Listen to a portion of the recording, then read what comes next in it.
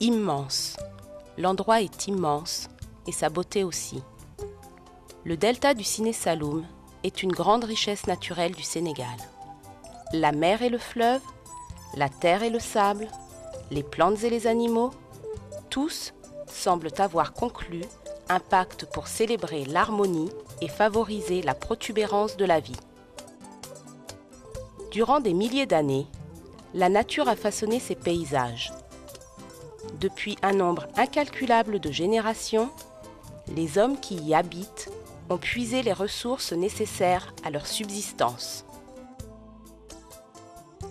Dans ces chenaux, que l'on appelle ici des bolons, le nombre de pirogues et de pêcheurs ne cesse d'augmenter, suivant ainsi la croissance démographique. Comment serait-il autrement, puisque le poisson est essentiel à l'économie locale? La pêche industrielle au large, un maillage de plus en plus fin des filets artisanaux, ont fini par avoir raison de l'abondance. Si en réponse à la raréfaction, les hommes prennent des poissons de plus en plus petits, y compris des juvéniles, que restera-t-il pour nourrir leurs propres enfants?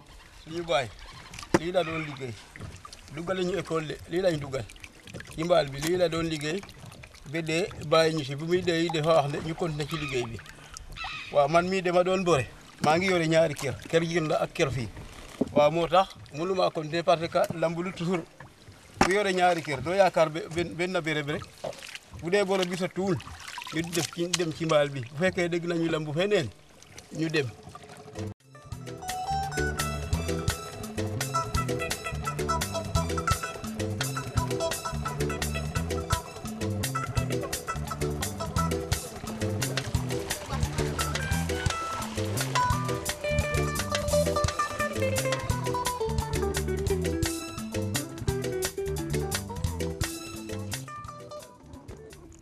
Et comme souvent, quand les pêcheurs ont un problème, l'équipe de l'Océanium, menée par Haïdar, ne tarde pas à partager leurs préoccupations.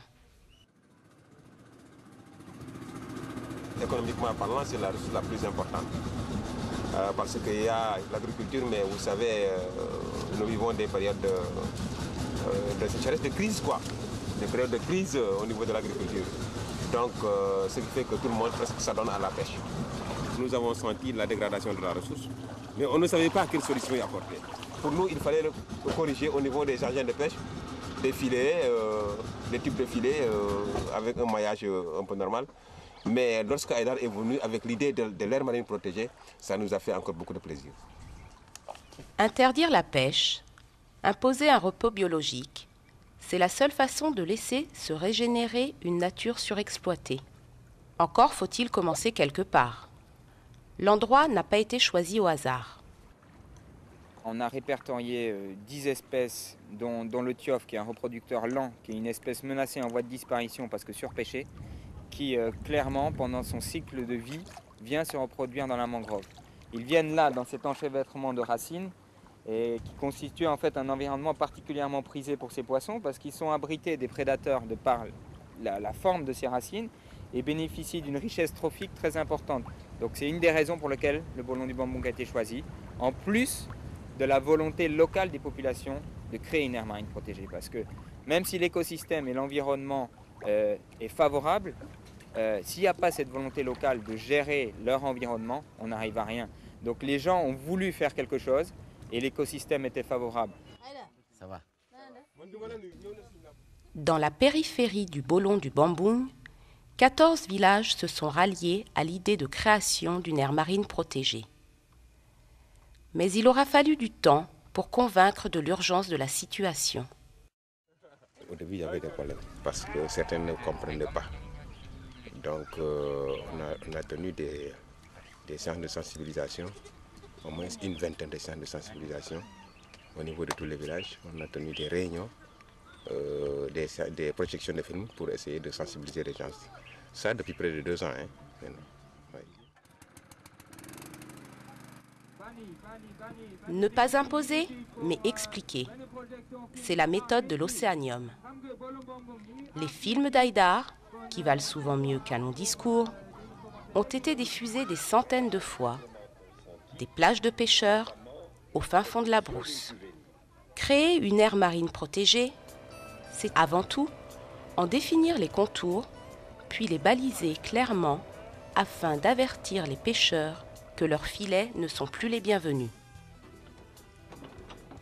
Et il ne faudrait pas que les efforts des populations locales pour préserver leur patrimoine naturel bénéficient aux pirogues venues de villages lointains, parfois étrangers. La surface de ce premier parc marin a volontairement été limitée à 7000 hectares. Plus grande, la zone aurait été difficilement surveillable.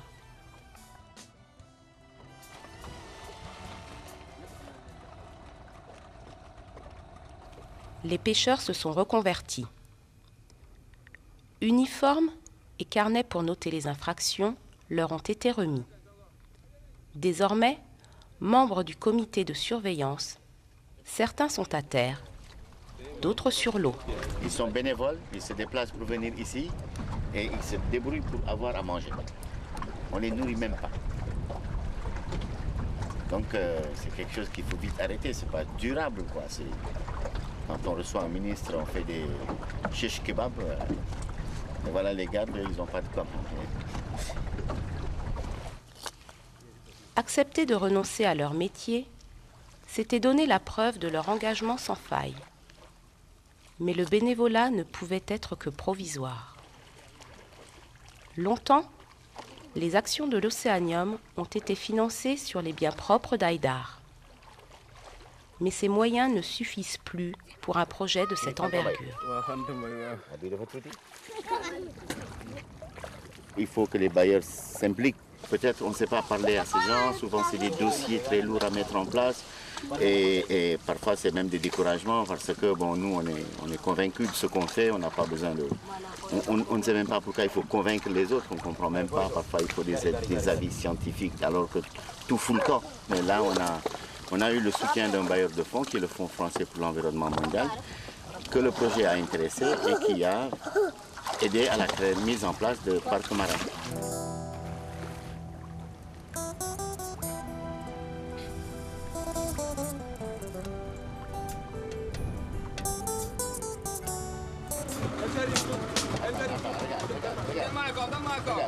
Regarde ce qu'ils nous font là. Attends.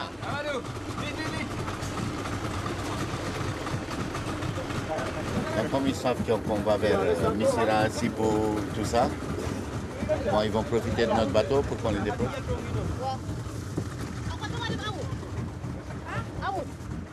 Bonjour bébé. Bon, cette fois-ci on est parti. Hein. Sillonnant sans cesse le pays en voiture et en pirogue, l'équipe de l'Océanium est toujours en contact direct avec les populations locales. Le meilleur moyen d'être à l'écoute de leurs problèmes est de trouver ensemble des solutions. À Sukuta, c'est avec des chants et des danses que l'on reçoit ses hôtes pour les remercier de l'aide prodiguée.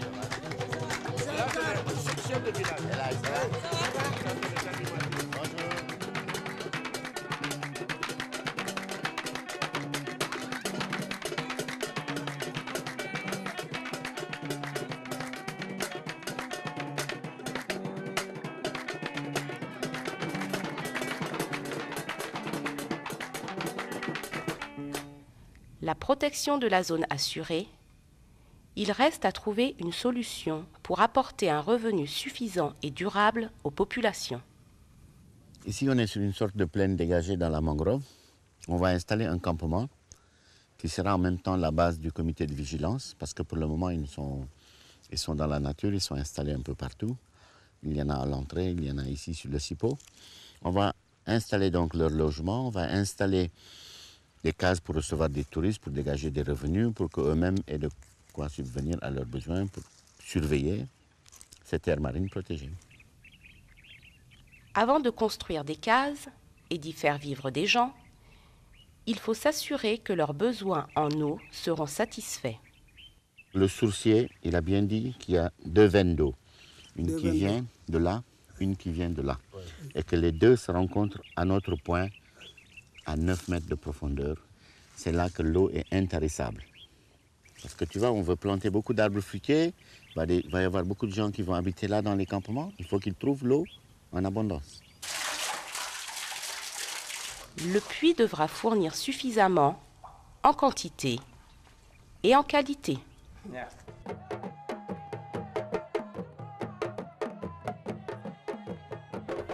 Ce soir, c'est encore la fête à Sukuta. L'heure est aux réjouissances, mais tout le monde sait qu'il faudra faire encore preuve de patience et de détermination pour mener à bien ce projet. Rien de grand ne se fait en restant assis, et tous devront lutter pour un lendemain meilleur. Pour la construction du campement, la matière première et la main-d'œuvre locale ont été largement privilégiées. Les options retenues ont toujours été celles qui respectaient le mieux l'environnement.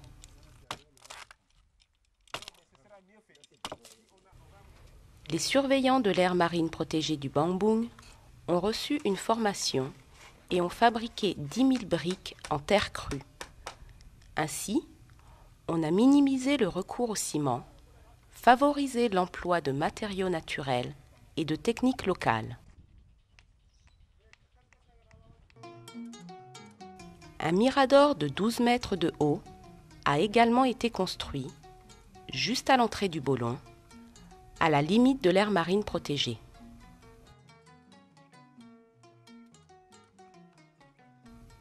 Surplombant un relief peu accidenté, il permet de couvrir visuellement une immense surface.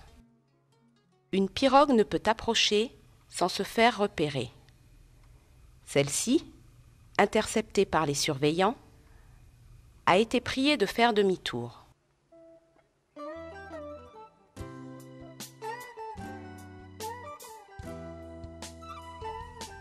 Les 16 surveillants, désormais rétribués pour leur travail, s'y relaient pour des périodes de 2 jours.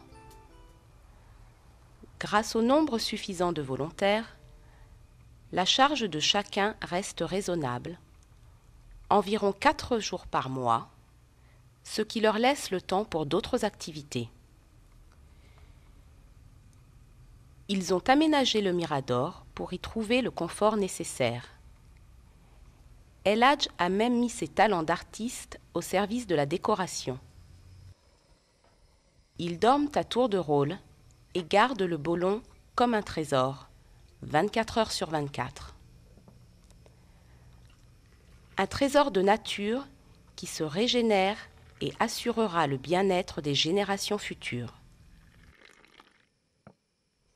Ici, vraiment, c'est notre zone, ça nous intéresse parce que les ressources naturelles, si ça perd, on ne gagne rien ici dans les zones. C'est pour nous. Ce qu'Aïda a à faire, c'est pour nous. Pour cela, on la comprend, on reste bénévolement pour travailler cette boulon-là. Ouais, pour cela, on risque toujours pour qu'on ne peut pas avoir quelqu'un qui pèse dans le blanc. Pour cela aussi, on achète beaucoup de thé. Pour rester la journée, à la nuit, boire du thé, comme ça. Et là, on peut rester s'endormir. Grâce à un décret présidentiel, au soutien des fonctionnaires des parcs nationaux, des